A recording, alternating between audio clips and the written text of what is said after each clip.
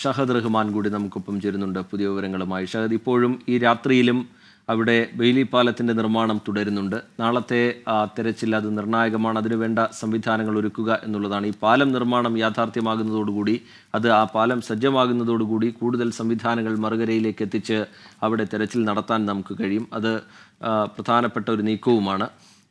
നാളത്തെ ഒരു action plan സംബന്ധിച്ച് ഈ ഘട്ടത്തിൽ ലഭ്യമാകുന്ന വിവരങ്ങൾ എങ്ങനെയാണ് ഷഹദ് റഹ്മാൻ? ത്തിന്റെ നിർമ്മാണം ഈ രാത്രിയിലും പുരോഗമിക്കുകയാണ്. നിലവിൽ നമുക്ക് ലഭ്യമായിട്ടുള്ള വിവരം അനുസരിച്ച് നാളെ വൈകിട്ടോടുകൂടി മാത്രമേ ഈ പാലം തയ്യാറാവുകയുള്ളൂ എന്നുള്ളതാണ് ജില്ലാ ഭരണകൂടം നമ്മെ അറിയിച്ചിട്ടുള്ളത്. പക്ഷേ നിലവിലെ സാഹചര്യത്തിൽ ദ്രുതഗതിയിൽ ഇതിന്റെ നിർമ്മാണം നടന്നുകൊണ്ടിരിക്കുകയാണ്. ഒരുപക്ഷെ നാളെ ഉച്ചയ്ക്ക് മുമ്പ് തന്നെ ഈ പാലം നിർമ്മാണം പൂർത്തിയാകാനുള്ള ഒരു സാധ്യതയാണ് ഇപ്പോൾ നമുക്ക് ലഭ്യമാകുന്ന വിവരം അനുസരിച്ച് മനസ്സിലാക്കാൻ സാധിക്കുന്നത്.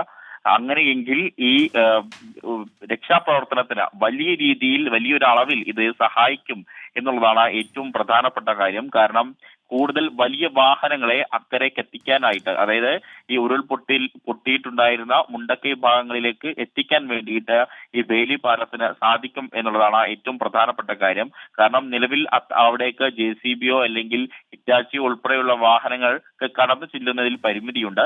പക്ഷേ ഈ പരിമിതികൾക്കുള്ളിൽ നിന്നുകൊണ്ട് തന്നെ ഇന്ന് മഴ രാവിലെ മാറി നിന്നതുകൊണ്ട് തന്നെ ഈ പുഴ കടന്നുകൊണ്ട് ഇത്തരത്തിൽ ഈ ഹിറ്റാച്ചികളും അതുപോലെ തന്നെ JCBകളും പോയിട്ടുണ്ടായിരുന്നു.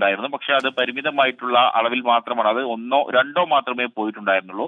അപ്പോൾ ഈ പാലത്തിന്റെ നിർമ്മാണം പൂർണ്ണ അർത്ഥത്തിൽ പൂർത്തിയായി കഴിഞ്ഞാൽ കൂടുതൽ ഇത്തരത്തിൽ യന്ത്രങ്ങളും അതുപോലെ തന്നെ മറ്റ് സാധനങ്ങളും ഒക്കെ തന്നെ അങ്ങോട്ട് കൊണ്ടുപോകാൻ സാധിക്കും. 190 അടി നീളത്തിലാണ് നിലവിൽ പാലം നിർമ്മിക്കുന്നത്. ഈ പാലത്തിൽ 24 ടൺ ഭാരം വരെ വഹിക്കാൻ സാധിക്കും എന്നുള്ളതാണ് ഇപ്പോൾ നമ്മളെ സേന അറിയിച്ചിട്ടുള്ളത്. നീളം കൂടുതലായതിനാൽ തന്നെ പുഴയ്ക്ക് മധ്യത്തിൽ തൂണ് സ്ഥാപിച്ചിട്ടാണ് ഈ പാലം നിർമ്മിക്കുന്നത്. പാലത്തിന്റെ നിർമ്മാണം പൂർത്തിയാകുന്നതോടെ തന്നെ ഈ രക്ഷാപ്രവർത്തനം ഏറെ എളുപ്പമാകും എന്നുള്ളതാണ് ഇപ്പോൾ ഈ സേനാ അംഗങ്ങൾ തന്നെ പ്രതീക്ഷിക്കുന്നത്. അതുകൊണ്ടാണ് ഇതിന്റെ നിർമ്മാണം ഇപ്പോൾ രാത്രിയിലും പുരോഗമിക്കുന്നത്. ഇന്നത്തെ രക്ഷാപ്രവർത്തനം ഏകദേശം 6 മണിയോട് കൂടിയിട്ടാണ് അവസാനിച്ചിട്ടുണ്ടായിരുന്നത്. പക്ഷേ അപ്പോഴും ഇവരുടെ നിർമ്മാണം തുടർന്നുകൊണ്ടേയിരിക്കുകയായിരുന്നു. അത് ഇപ്പോഴും ഈ രാത്രിയിലും അത് നടക്കുന്നുണ്ട് എന്നുള്ളതാണ് ഏറ്റവും പ്രധാനപ്പെട്ട കാര്യം. പിന്നെ നാളത്തെ കാര്യങ്ങളിലേക്ക് വരികയാണെങ്കിൽ, നാളെ ജില്ലയിൽ മുഖ്യമന്ത്രി ഉൾപ്പെടെയുള്ള ആളുകളുണ്ട്. അതുപോലെ തന്നെ ജില്ലയുടെ MP ആയിട്ടുള്ള രാഹുൽ ഗാന്ധി, അതുപോലെ തന്നെ പ്രിയങ്ക ഗാന്ധി ഉൾപ്പെടെയുള്ള ആളുകൾ നാളെ ഇവിടേക്ക് എത്തുന്നുണ്ട്. ആ ഒരു പശ്ചാത്തലത്തിൽ നാളെ കടുത്ത നിയന്ത്രണങ്ങളായിരിക്കും ഈ മേഖലയിൽ ഉണ്ടാവുക എന്നുള്ളതാണ് നമുക്ക് മനസ്സിലാക്കാൻ സാധിച്ചിട്ടുള്ളത്. കൂടാതെ നാളെ പ്രഥമ പരിഗണന നൽകുന്നത് ഈ യന്ത്ര സാമഗ്രികൾ പരമാവധി എത്തിച്ച് തിരച്ചിൽ നടത്തുക എന്നതാണ്. കാരണം ഇന്ന് മനുഷ്യ സഹജമായിട്ടുള്ള എല്ലാ തരത്തിലുള്ള തെരച്ചിലുകളും ഇന്ന് നടത്തിയിട്ടുണ്ട്. ഇന്ന് കുറെ അധികം മൃതദേഹങ്ങൾ കണ്ടെടുക്കാനും സാധിച്ചിട്ടുണ്ട് ഈ മുണ്ടക്കയം മേഖലകളിൽ നിന്നും, അതുപോലെ തന്നെ ചൂരൽമല മേഖലകളിൽ നിന്നും കണ്ടെത്തിയിട്ടുണ്ട്. അപ്പോൾ ഇനി യന്ത്രങ്ങളുടെ സഹായമാണ് കൂടുതലായിട്ട് ആവശ്യമുള്ളത്. അത്തരം മണിക്കൂറുകളിലേക്കാണ് ഇനി നമ്മൾ കടക്കാൻ പോവുകയും ചെയ്യുന്നത്. പ്രത്യേകിച്ച് വലിയ ഉരുളൻ കല്ലുകളാണ് വന്ന് പതിച്ചിരിക്കുന്നത്. അതുപോലെ തന്നെ സ്ലാബുകൾ, അതായത് ഈ കോൺക്രീറ്റ് സ്ലാബുകൾ വലിയ രീതിയിൽ പല വീടുകൾക്ക് മുകളിലേക്കും വന്ന് വീണിട്ടുണ്ട്. അതുപോലെ തന്നെ വലിയ മരങ്ങൾ വന്ന് വീണിട്ടുണ്ട്. അപ്പോൾ അത് മനുഷ്യ സഹജമായിട്ട് ചെയ്യാൻ അതിലൊന്നും സാധിക്കില്ല. കാരണം മനുഷ്യ സഹജമായി ചെയ്യാൻ പറ്റുന്ന കാര്യങ്ങളൊക്കെ ഇന്ന് ചെയ്തിട്ടുണ്ട്. അപ്പോൾ ഇനി യന്ത്രങ്ങളുടെ സഹായത്തോടു കൂടി ഇവ മുറിച്ചു മാറ്റുക, അതുപോലെ തന്നെ പൊളിച്ചു നീക്കുക തുടങ്ങിയ പണികളാണ് ഉള്ളത്. അപ്പോൾ അത്തരം നടപടികളിലേക്കാണ് ഇനി രക്ഷാപ്രവർത്തകർ കടക്കുക എന്നുള്ളതാണ് നമുക്ക് മനസ്സിലാക്കാൻ സാധിക്കുന്നത്. പക്ഷേ ഇത്തരം പ്രവർത്തനങ്ങളൊക്കെ സുഗമമായിട്ട് നടക്കണമെങ്കിൽ നിലവിൽ കാലാവസ്ഥ നമുക്ക് അനുകൂലമാകണം. നിലവിലെ സാഹചര്യത്തിൽ കാലാവസ്ഥ അനുകൂലമല്ല, പ്രതികൂലമാണ്. ഇന്ന് രാവിലെ കുറച്ചു നേരം മഴ മാറി നിന്നെങ്കിലും ഉച്ചയോടുകൂടി ശക്തമായിട്ടുള്ള മഴയാണ് ഈ വയനാട്ടിലും പ്രത്യേകിച്ച് ഈ ഉരുൾപൊട്ടൽ ഉണ്ടായിട്ടുള്ള ഈ മേഖലകളിലും ഒക്കെ തന്നെ ഉണ്ടായിട്ടുണ്ടായിരുന്നത്. അതുകൊണ്ടാണ് വൈകിട്ട് 4 മണിയോടുകൂടി തന്നെ ഈ റെസ്ക്യൂ സംഘത്തെ പൂർണ്ണമായിട്ടും മറുകരയിൽ എത്തിക്കാനുള്ള ശ്രമം നടത്തുകയും 6 മണിയോടുകൂടി മുഴുവൻ ആളുകളെയും ഈ മറുകരയിലേക്ക് എത്തിക്കുകയും ചെയ്തിട്ടുണ്ടായിരുന്നത്. അതിൽ തന്നെ ഏറെ വെല്ലുവിളികൾ പല ഘട്ടങ്ങളിൽ ഉണ്ടായിരുന്നു. പ്രത്യേകിച്ച് കഴിഞ്ഞ ദിവസം നേവി നിർമ്മിച്ചിട്ടുള്ള താൽക്കാലിക പാലം, അത് ഈ പുഴയുടെ കുത്തൊഴുക്ക് കാരണത്താൽ ആ പാലം ഉപയോഗിക്കാൻ പറ്റാത്ത സാഹചര്യമായിരുന്നു ഉണ്ടായിരുന്നത്. ഏറെ നേരം ആ പാലത്തിന്റെ പ്രവർത്തനം നിർത്തിവെക്കുകയും ചെയ്തിട്ടുണ്ടായിരുന്നു. പിന്നീട് മഴ മാറി നിന്നതിന് ശേഷം ഈ കുത്തൊഴുക്കൊന്ന് കുറഞ്ഞതിന് ശേഷം മാത്രമാണ് ആ പാലം വീണ്ടും പ്രവർത്തന സജ്ജമാക്കുകയും അതുവഴി ഈ രക്ഷാപ്രവർത്തനത്തിന് മറുകരയിലേക്ക് പോയ ആളുകളെ ഇപ്പുറത്തെ കരയിലേക്ക് കൊണ്ടുവരികയും ചെയ്തിട്ടുണ്ടായിരുന്നത്. നാളെയും അത് തന്നെയാണ് അവസ്ഥ. കാരണം നാളെ ജില്ലയിൽ റെഡ് അലേർട്ടാണ്. അപ്പോൾ അതുകൊണ്ട് തന്നെ മഴ ശക്തമായിട്ട് പെയ്യും എന്നുള്ളതാണ് നമുക്ക് മനസ്സിലാക്കാൻ സാധിക്കുന്നത്. അങ്ങനെയുള്ള മുന്നറിയിപ്പുകളാണ് ഇപ്പോൾ വന്നിട്ടുള്ളത്. അതുപോലെ തന്നെ ജില്ലയുടെ വിവിധ മേഖലകളിൽ ഉരുൾപൊട്ടൽ സാധ്യത മുന്നറിയിപ്പും വന്നിട്ടുണ്ട്. അപ്പോൾ കനത്ത ജാഗ്രതയോട് കൂടിയിട്ടാണ് ഈ ജില്ല മുന്നോട്ട് പോകുന്നത്. അപ്പോൾ നാളെ ഈ പുഴയിൽ വെള്ളത്തിന്റെ കുത്തൊഴുക്ക് വർദ്ധിക്കുകയാണെങ്കിൽ ഒരുപക്ഷെ നമ്മൾ വിചാരിച്ച മാതിരി ഒന്നും ആയിരിക്കില്ല കാര്യങ്ങൾ നടക്കുക എന്നുള്ളതാണ് ഏറ്റവും പ്രധാനപ്പെട്ട കാര്യം. പക്ഷേ നിലവിൽ ഇപ്പോൾ മഴയ്ക്ക് നേരിയ ശമനമുണ്ട്. പക്ഷെ നാളെ രാവിലെയും കാലാവസ്ഥ അനുകൂലമായി നിൽക്കേണ്ടത് പ്രധാനമാണ്. ഒന്ന്, ഈ ബെയിലി പാലം നിർമ്മാണം നിലവിൽ വൈകിട്ടോടുകൂടി പൂർത്തിയാക്കാൻ കഴിയും എന്നുള്ളത് കാലാവസ്ഥ കൂടി അനുകൂലമായാൽ അത് ആ സമയത്തേക്ക് നമുക്ക് പൂർത്തിയാക്കാൻ കഴിയും. അതിൽ തന്നെ ഈ പുഴയുടെ നടുക്ക് തൂണ് സ്ഥാപിക്കേണ്ട നടപടി, അങ്ങനെ വളരെ വെല്ലുവിളി നിറഞ്ഞ നടപടികൾ അതിന് ബാക്കിയുണ്ട്. അതിനൊക്കെ കാലാവസ്ഥ അനുകൂലമായി നിൽക്കണം. ഇനി നാളത്തെ തിരച്ചിലിൽ ഈ പാലം പൂർത്തിയാവാൻ വൈകിട്ടോടുകൂടിയാവും എന്നുള്ളത് കൊണ്ട് നാളത്തെ രാവിലത്തെ തിരച്ചിൽ ഇന്ന് നമ്മൾ കണ്ടതിന് സമാനമായ രീതിയിൽ നേരത്തെ ഉണ്ടാക്കിയ താൽക്കാലിക പാലം വഴി ദൗത്യസംഘത്തെ മറുകരയിലെത്തിക്കുന്നു, അവിടെ തിരച്ചിൽ നടത്തുന്നു. ആ രീതിയിൽ തന്നെയാണോ നിലവിൽ ആലോചിക്കുന്നത് ഷാദ്? രാവിലെ അങ്ങനെ ആയിരിക്കും റീജിത്ത് ഉണ്ടാവുക. കാരണം അങ്ങനെയാണ് നിലവിൽ ക്രമീകരിച്ചിരിക്കുന്നത്. കാരണം രാവിലെ ഈ സാധാരണഗതിയിൽ നേരത്തെ ഈ തെരച്ചിലും അതുപോലെ തന്നെ രക്ഷാപ്രവർത്തനങ്ങളും ഒക്കെ തന്നെ ആരംഭിക്കും.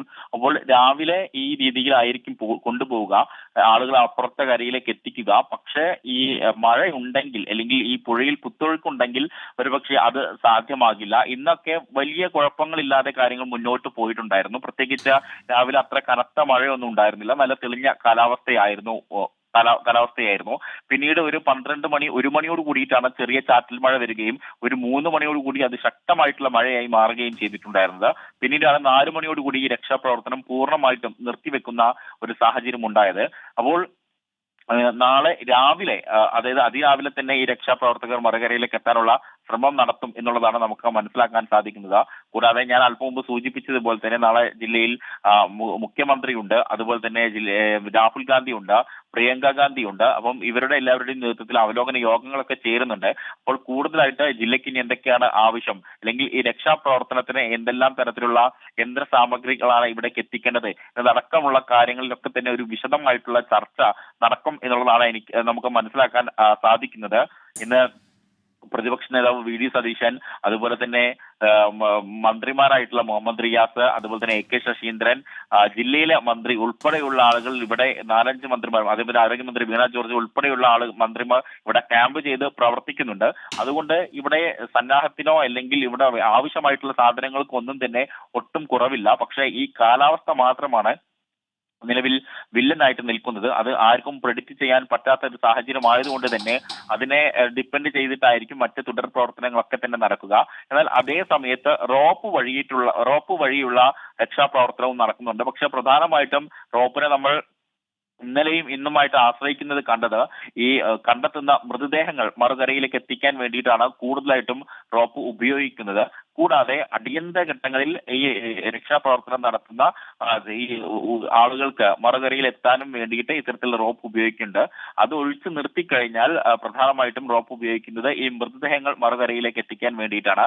ആളുകളെ കൂടുതലായിട്ട് പോക്കുവരവിനായിട്ട് നിലവിൽ ആശ്രയിക്കുന്നത് ഇപ്പോൾ ഈ താൽക്കാലികമായിട്ട് നിർമ്മിച്ചിട്ടുള്ള പാലത്തെയാണ്. പക്ഷെ എന്തായാലും ഇപ്പോൾ സേനാ അംഗങ്ങൾ നിർമ്മിക്കുന്ന വേലിപ്പാലം അത് എത്രയും വേഗം തന്നെ പൂർത്തിയാക്കാൻ സാധിക്കും എന്നുള്ളതാണ് മനസ്സിലാക്കാൻ സാധിക്കുന്നത്. ഈ രീതിയിൽ തന്നെ നിർമ്മാണ പ്രവർത്തനങ്ങൾ മുന്നോട്ട് പോവുകയാണെങ്കിൽ ഒരുപക്ഷെ നാളെ ഉച്ചയ്ക്ക് മുന്നേ തന്നെ ഈ പാലത്തിന്റെ നിർമ്മാണ പ്രവർത്തനങ്ങൾ പൂർത്തിയാകും എന്നുള്ളതാണ് നമുക്ക് മനസ്സിലാക്കാൻ സാധിക്കുന്നത്. അതോടൊപ്പം തന്നെ ഇപ്പോൾ ഈ വാർത്ത കാണുന്ന അല്ലെങ്കിൽ നമ്മളെ കേൾക്കുന്ന പ്രേക്ഷകരോട് പ്രധാനമായിട്ടും പറയാനുള്ളത്, പ്രത്യേകിച്ച് വയനാട്ടിലുള്ള പ്രേക്ഷകരോട് പറയാനുള്ളത്, ജില്ലാ ഭരണകൂടം ഇതിനോടകം തന്നെ ഉരുൾപൊട്ടൽ സാധ്യത പ്രദേശങ്ങളിൽ നിന്നും മാറി താമസിക്കണമെന്ന മുന്നറിയിപ്പ് പുറപ്പെടുവിച്ചിട്ടുണ്ട്. കുറുമ്പാലക്കോട്ട, അതുപോലെ തന്നെ ലക്കിടി മണിക്കുന്നുമല, മുട്ടിൽ കോൽപ്പാറ കോളനി, അതുപോലെ തന്നെ കാപ്പിക്കളം സുഗന്ധഗിരി, പൊഴുതന പ്രദേശങ്ങളാണ്, അതീവ ജാഗ്രത പുലർത്തണം എന്ന മുന്നറിയിപ്പ് ഇപ്പോൾ വന്നിട്ടുള്ളത്. ഈ മേഖലകളിൽ അപകട ഭീഷണി നിലനിൽക്കുന്നു എന്നാണ് ഇപ്പോൾ ജില്ലാ ഭരണകൂടം നമ്മെ അറിയിച്ചിട്ടുള്ളത്. അതിനാൽ ഈ മേഖലയിലുള്ള ആളുകൾ എത്രയും വേഗം ക്യാമ്പിലേക്ക് മാറാൻ നിർദ്ദേശം ഇപ്പോൾ ജില്ലാ കളക്ടറുടെ ഭാഗത്തു നിന്നും വന്നിട്ടുണ്ട്. ഇതിന്റെ നിർദ്ദേശം തദ്ദേശ സ്ഥാപന സെക്രട്ടറിമാർക്കും അതുപോലെ തന്നെ വില്ലേജ് ഓഫീസർമാർക്കും നൽകിയിട്ടുണ്ട് എന്നുള്ളതാണ് നമുക്ക് മനസ്സിലാക്കാൻ സാധിക്കുന്നത്. നാളെ ജില്ലയിൽ റെഡ് അലർട്ട് ആയതുകൊണ്ട് തന്നെ, പ്രത്യേകിച്ച് ഇന്ന് ഓറഞ്ച് അലർട്ട് ആയിട്ട് പോലും അതിശക്തമായിട്ടുള്ള മഴയാണ് ജില്ലയിൽ പെയ്തിട്ടുള്ളത്. അപ്പോൾ നാളെ റെഡ് അലർട്ട് ആയ പശ്ചാത്തലത്തിൽ ശക്തമായിട്ടുള്ള മഴ ഉണ്ടാകും എന്ന് തന്നെയാണ് പ്രതീക്ഷിക്കുന്നത്. കൂടാതെ ഉൾവനത്തിൽ മഴ പെയ്താലും നമ്മളെ ബാധിക്കും എന്നുള്ളത് ഏറ്റവും പ്രതിസന്ധിയായിട്ട് നിൽക്കുന്നുണ്ട്. കാരണം ഉൾവനത്തിൽ കനത്ത മഴ പെയ്യുകയാണെങ്കിൽ അതിന്റെ കുത്തൊഴുക്ക് ഈ പുഴയിലേക്കാണ് വരിക. അങ്ങനെയാണെങ്കിൽ നമ്മളെ രക്ഷാപ്രവർത്തനത്തെ അത് കാര്യമായി തന്നെ ബാധിക്കുകയും ചെയ്യും. അപ്പോൾ ഇത്രയും സാഹചര്യങ്ങളൊക്കെ തന്നെ ഒത്തുവന്നാലാണ് സുഗമമായിട്ടുള്ള രക്ഷാപ്രവർത്തനം നടക്കുക എന്നുള്ളതാണ് ഏറ്റവും പ്രധാനപ്പെട്ട കാര്യം. പക്ഷേ മനുഷ്യ സഹജമായി എന്തെല്ലാം ചെയ്യാൻ സാധിക്കുമോ, അല്ലെങ്കിൽ സർക്കാർ സംവിധാനങ്ങൾക്ക് എന്തെല്ലാം ചെയ്യാൻ സാധിക്കുമോ അതൊക്കെ തന്നെ ഇവിടെ നല്ല രീതിയിൽ നടക്കുന്നുണ്ട്, അല്ലെങ്കിൽ അതൊക്കെ തന്നെ നല്ല രീതിയിൽ ചെയ്യുന്നുണ്ട്.